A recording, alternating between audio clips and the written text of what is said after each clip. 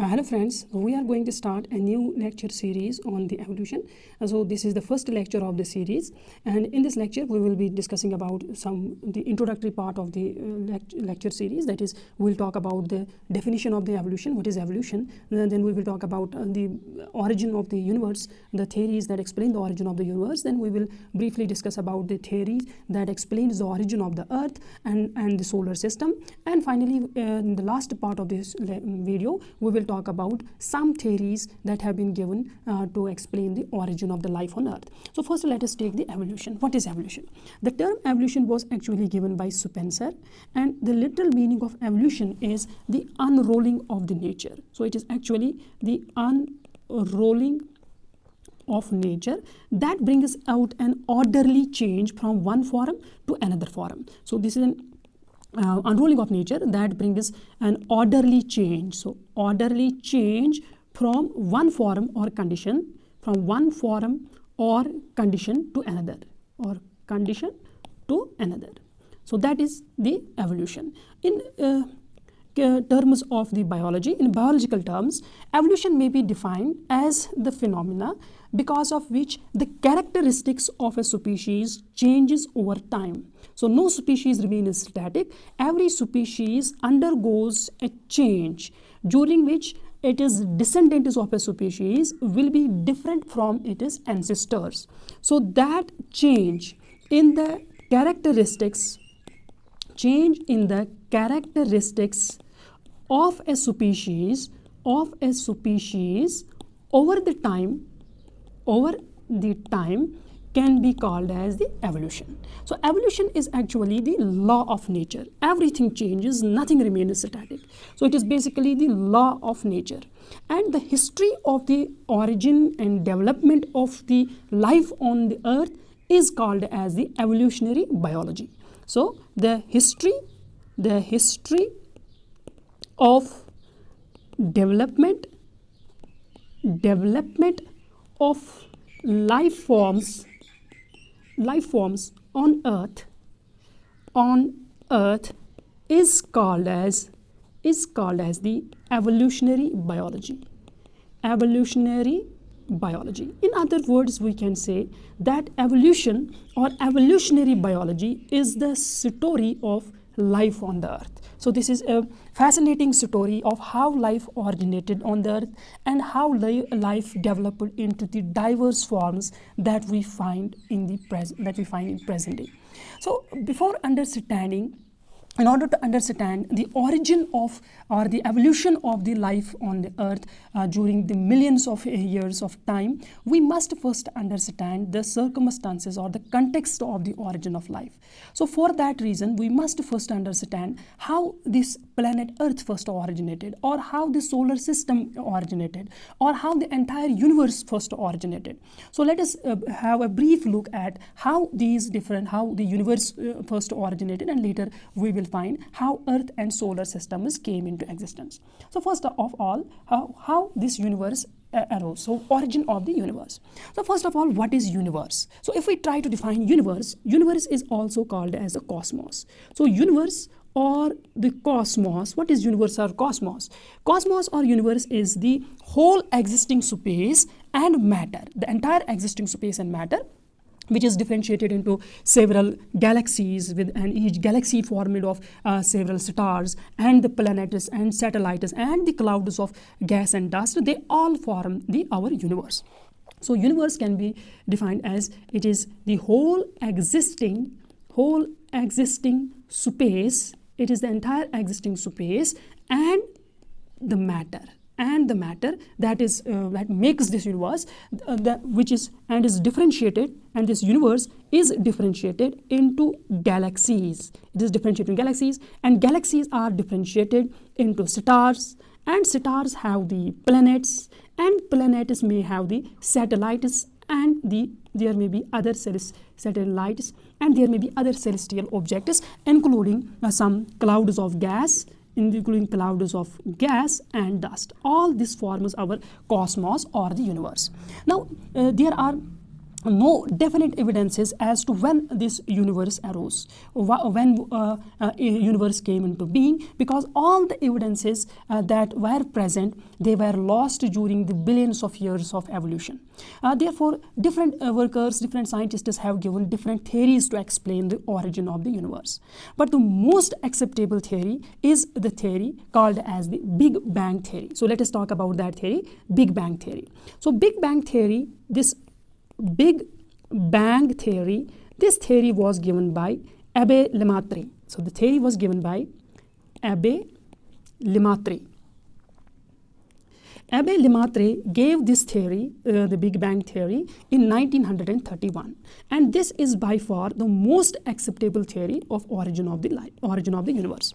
According to this Big Bang theory, all the matter, all the clouds of the gas and the matter that forms the universe, they were in the form of a super hot condensed mass of the size of a pea seed. So all the matter was in the form of a super hot and super condensed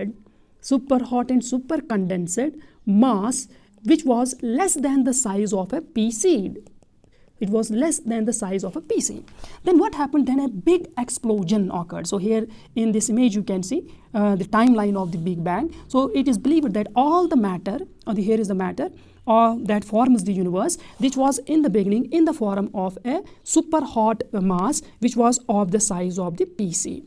Then some believe that some 15 to 20 billion years ago. So NCERT mentions the age of universe as 20 billion years ago. So we will go with that. Some 20 billion years ago, a big explosion occurred. And that explosion broke this mass into smaller fragments of gas and clouds.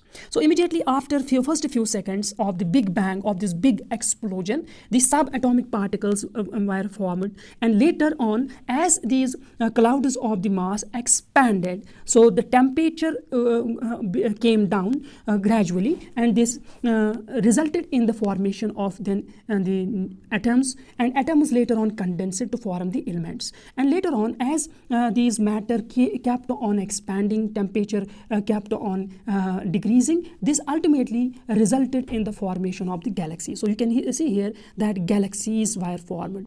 Galaxies were formed from the fragments of the gases and the dust.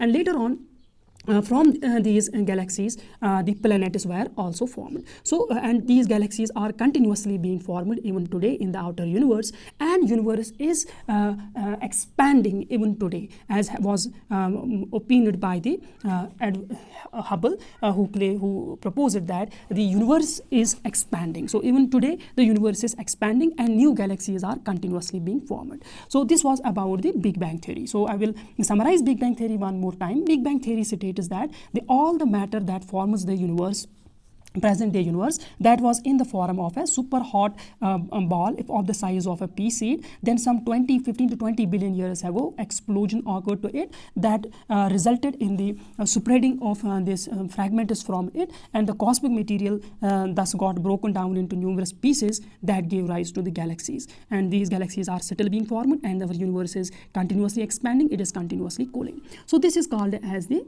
Big Bang theory. So this is how the universe came into being. Now the second is the origin of our solar system. The origin of our solar system was explained by another theory that is called as the nebular hypothesis. So origin of this solar system and Earth, that is explained by the nebular hypothesis. What is nebular hypothesis? Nebular hypothesis, this hypothesis was given by Kent, and it was later on revisited by Laplace. So it was given by Kent, sorry, it is I think K-E-N-T. So it was given by Kent and Laplace. Now according to this theory, the one of the fragments of the cloud called as the solar nebula, that resulted in formation of our solar system. So it is believed that, I will again show you this in this image. So here you can see, it is believed, according to this hypothesis, this solar system came into being some 4.5 to 5 billion years ago, when the gaseous cloud called as solar nebula,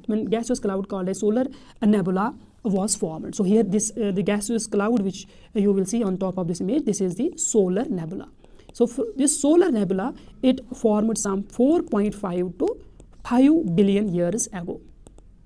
Then in this solar nebula, what happened, that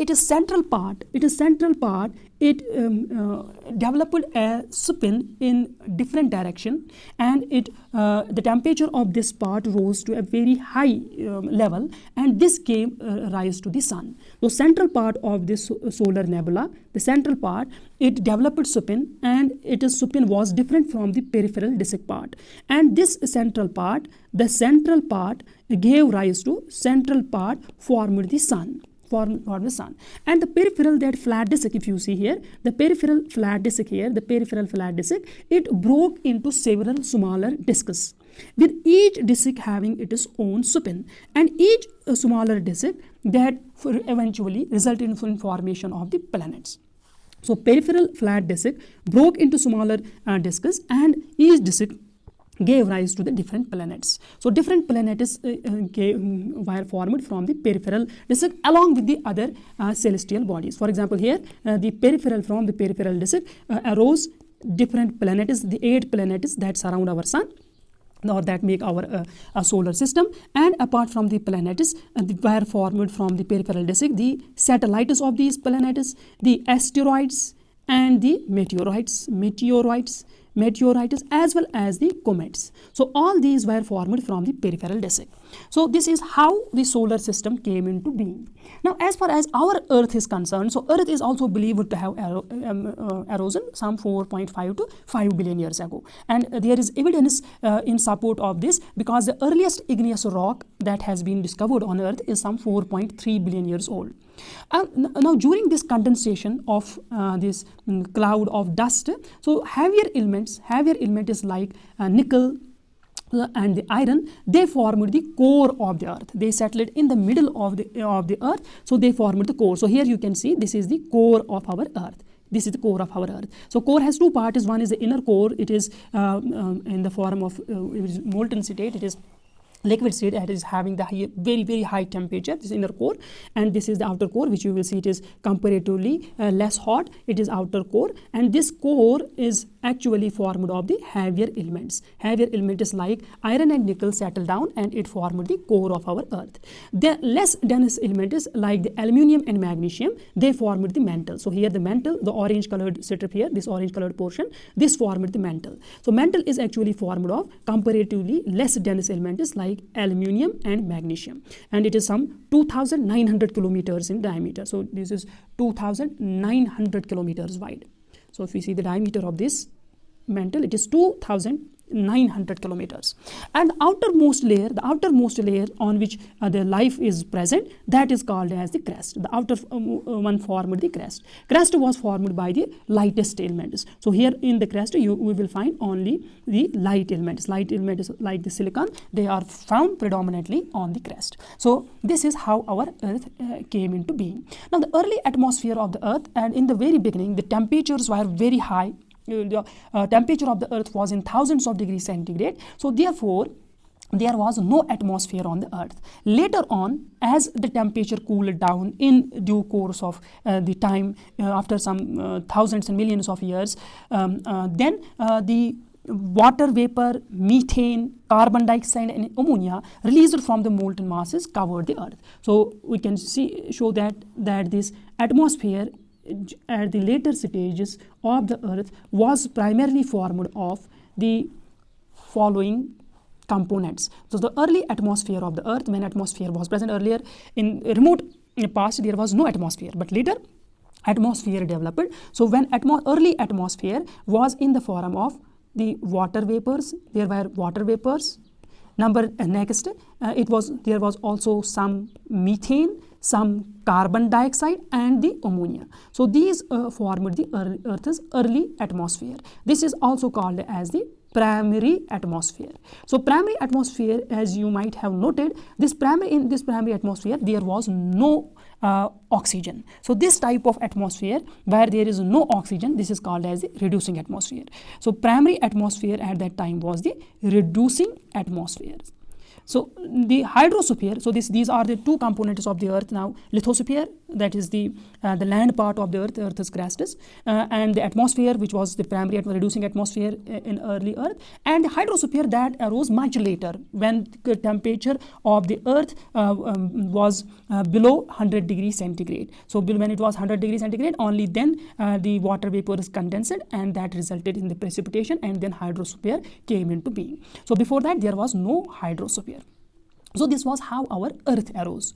Now let us talk about how the life arose now on earth. So again, there are no direct evidences that will explain the origin of life on earth. There are no direct evidences because the direct evidences that explain the origin of life on earth, that have been lost during the course of the evolution. But different workers have given, different scientists and different philosophers have given their own theories regarding the origin of life on earth. So we will here briefly summarize few important ones. Some of them are of historical importance, and they are unacceptable because they lack any evidence. So they lack scientific what are called as evidence. Therefore they are not accepted by the scientific community and are of only the historical importance. So let us discuss some important ones one by one. So first theory, and very important theory, that is called as the theory of spatial creation. As far as this theory of spatial creation is concerned, this theory of spatial creation is the religious theory. So according to this theory, the supernatural power called as Almighty God, he is believed to have given rise to everything. Everything was created by Almighty God. Everything was created by Almighty God. According to this theory, Almighty God created everything, be it the stars, the earth, the planets, animals, plants, microbes, and human beings. Everything was created by the Almighty God. So here I will explain the two schools of thought. One is the Christian thought, or the Genesis chapter of the Bible explains that the Almighty God, he created the universe in 6 days. Genesis of the Bible, it explains that everything in the universe was created in 6 days. It believes that on day first, Almighty God created the heaven and the earth. Day first, heaven and earth were created by Almighty God. This was day one. And during day second, Almighty God created sky and the water. So sky and the water was created on day second. Then on day third, land and land plants were created. So Almighty God created land and land plants on the third day. Then on fourth day, that is the day 4, according to this theory, day 4 was the day when Almighty God created sun, moon, and the stars. Sun, all the celestial objects, moon, and the stars, they were formed during on the 4th day. Then on the 5th day, that is day 5 now, Almighty God created the birds and fish. So birds and fish came on the 5th day, birds and fish. And the final day, that is the day 6, the creation was completed. On the day 6 were created all the land animals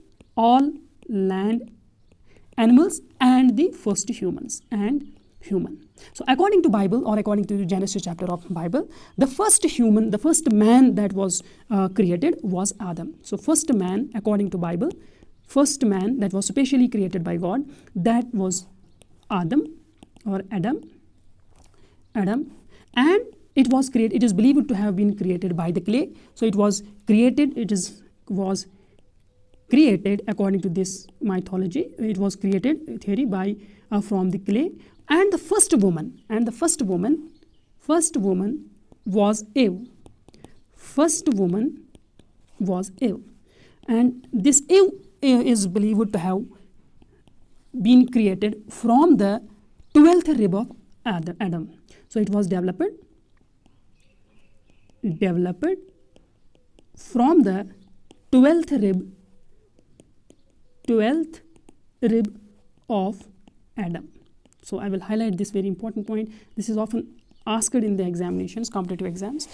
So this was the how a universe came into being according to Bible. So according to Bible, according to theory of spatial creation, everything was created by the Almighty God in its present form. No species are static, species don't change, and everything was created by Almighty God in 6 days. And here is the chronology of how these different things came into being. But because it lacks the evidence, therefore this theory is not accepted. And number second, my thought in this theory of spatial creation is the Hindu mythology. So as far as Hindu mythology is concerned, Hinduism believes that the world was created by a Brahma. So let us talk about that very briefly. So as per the Hindu mythology, everything was created. Hindus believe that the world was created by the creator God, which is called as the Brahma. So Brahma, the humans actually were the different parts of the Brahma gave rise to different living beings. For example, it is believed that from the head, so just like this is Brahma, from its head arose the humans. Humans were formed from its head, and from the chest of the Brahma, from his chest arose the birds. So birds arose from this Brahma, and from the chest of the Brahma, as well as from the mouth of the Brahma God arose the goats. So goats were developed from the Brahma, and from the hairs of the Brahma arose the plants. So Hindu mythology believes that the Brahma is the creator God. Brahma has created every living organism, and in self-destruction, what he formed, he created the different living organisms from his different parts. So according to Hindu mythology, the first man was named as Manu. Manu was the first man, and the first woman was Shraddha. Because there is no evidence with respect to this theory, therefore this theory is discarded. This theory is not accepted by the scientists. Now the next theory regarding the origin of life is called as theory of eternity. This is the second theory. First was the theory of spatial creation. The next theory is called as theory of eternity. Now according to this theory was given by prayer in 1880.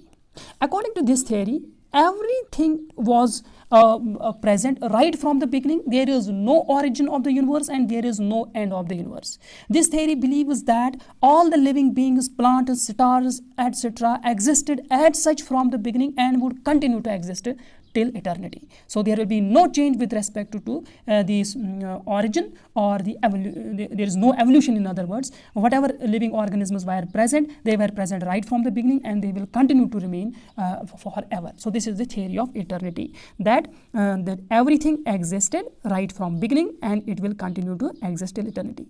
So we will summarize it as everything existed as such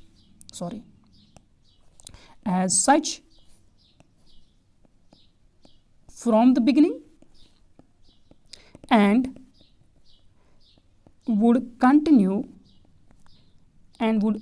continue to exist till eternity.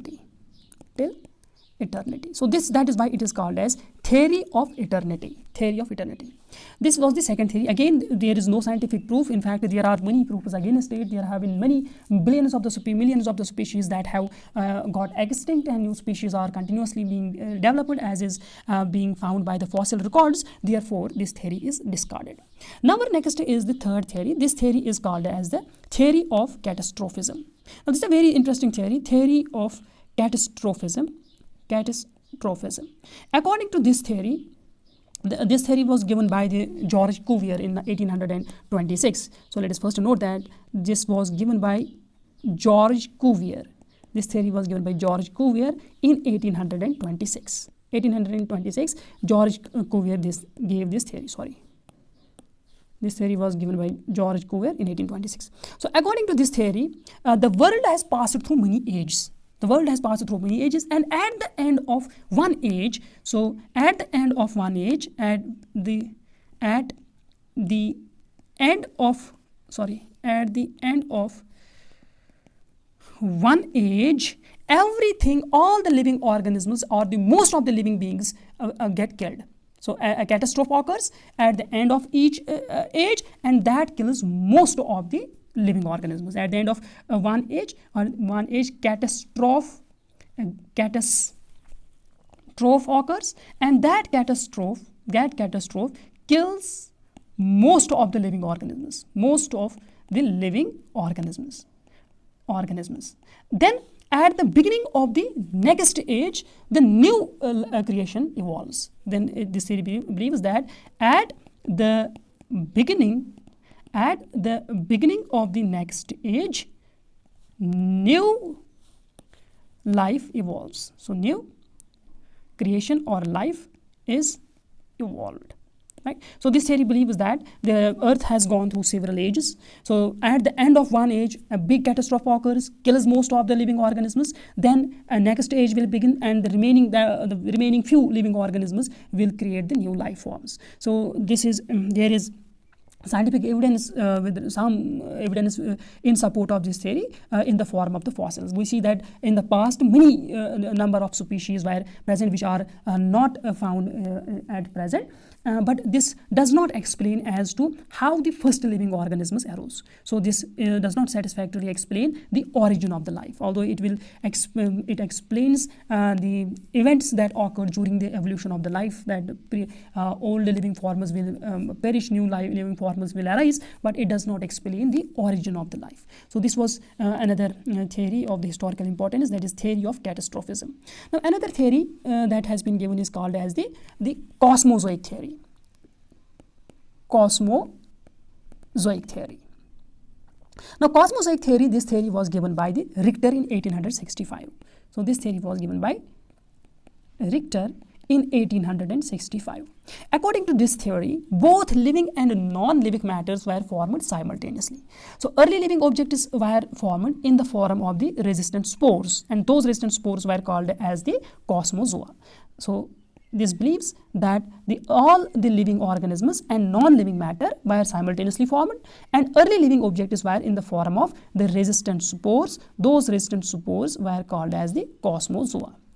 So cosmozoa were the resistant spores, and these cosmozoa gave rise to different life forms on the earth. So life originated, in other words, on earth from the cosmozoa. So this theory believes that life originated from the cosmozoa. So that is why this theory is called as cosmozoic theory. The resistant spores they gave rise to living forms, and these living forms were formed at the very beginning when earth itself was formed. So that is the cosmozoic theory, but this is being discarded because the temperature of the early earth was too high for any living organism to have survived. So this theory is again discarded. This was the cosmozoic theory. Then there is another theory that is called as extraterrestrial, that believes that the life arose from the outer space and then came to the earth. So that is called as the theory of panspermia. Theory of panspermia, or it is also called as the extraterrestrial origin of life. Extraterrestrial origin of life. Now according to this theory, life originated elsewhere in the universe. Life did not originate on earth, but it originated in some outer space. So primitive life was named as the panspermia. So those primitive life forms, they were named as the panspermia. So these panspermia then came to earth from outer space, probably from the other planets, and they came to earth in the form of the resistant microbes or resistant spores, and then these microbes and spores may have evolved the life of originated life on the earth. So actually this theory shifts the question of origin of life from earth to some another planet. The question still remains, even if we believe that the resistant spores they successfully reached the surface of the earth and they gave rise to new life forms, but it still does not answer the primary question, that is how life originated in the first place. It simply shifts the question from the earth to some extraterrestrial planet. So this is the theory of panspermia. Then there is one more theory that is called as the theory of spontaneous generation. Now spontaneous generation theory believes that the living organisms arise from the non-living organisms spontaneously.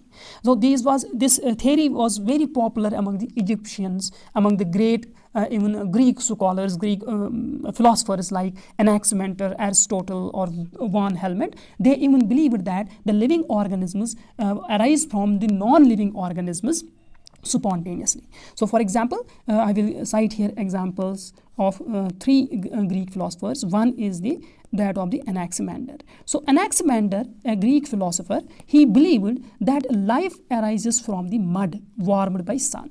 So he believed that living organisms or life, it arises spontaneously from mud when sunlight falls, when this mud gets warmed by the sunlight. When warmed by sun, the mud will turn into the living forms. So this was Anaximander.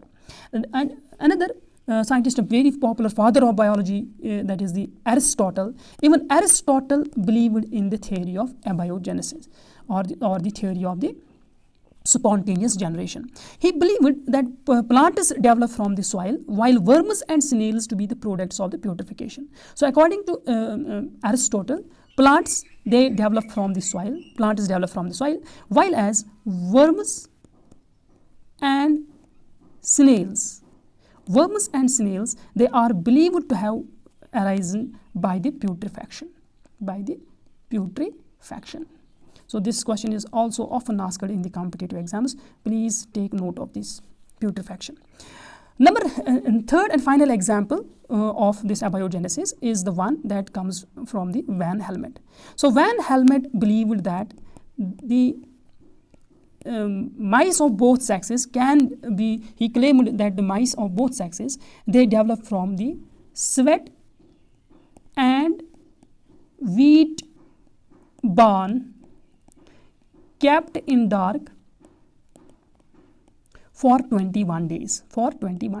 So what he believed that sweat-laden shirt, he kept his sweat-laden shirt in a wheat barn for 21 days, and he claimed that the sweat-laden shirt and kept in wheat barn for 21 days gets transformed into mice. So he believed mice to develop from the human sweat and the wheat barn. So this was the Van Helmont. This theory is also called as theory of abiogenesis. Abiogenesis means when living organisms arise from non-living things like mud, like soil, like sweat or the barn. So that is called as theory of abiogenesis. Now theory of abiogenesis was later on discarded by the experiments of Anaximander and others, Francisco Redi and Pasteur, and they put forward another theory that is called as the theory of biogenesis. According to theory of biogenesis, so that is the another theory of biogenesis. Theory of biogenesis believes that life arises from the pre-existing life. Life cannot arise from the non-living organisms, but life always arises from the pre-existing life. So that is, the life arises from the pre-existing life, that is called as omni vivum e vivo. Omni vivum e vivo. This means that life arises from the pre-existing life. So life always arises from pre-existing life. Again, this theory of biogenesis does not explain the origin of the life. It simply explains that life cannot arise abiogenetically or spontaneously from the non-living things. So it simply explains that life arises always from the existing life, but how the first life arose, it is silent on that. So that was later on given by the most acceptable theory of the present times that explains the origin of the life is the one that was given by Oparin and Haldane. So that is also called as the modern hypothesis of origin of life, or it is also called as the Oparin and Haldane theory of chemical evolution of life. So this theory, the modern hypothesis of origin of life, or Oparin and Haldane theory of origin of the life, according to this theory, life, the condition is present in the primitive earth were suitable for the abiogenetic synthesis of life. So life, this theory believes that life arose abiogenetically first, and biogenetically thereafter. So this theory believes that the first life arose abiogenetically from the non-living things, from the chemicals. There was chemical evolution, and then there was the biological evolution. So life first arose abiogenetically, and once the first living organism is formed, thereafter the new life forms arose from the existing living organisms. So this was about the theory, some of the theories of origin of life. In the next videos, we will discuss about this Oparin-Haldane theory in some detail. Hope you liked the video. See you.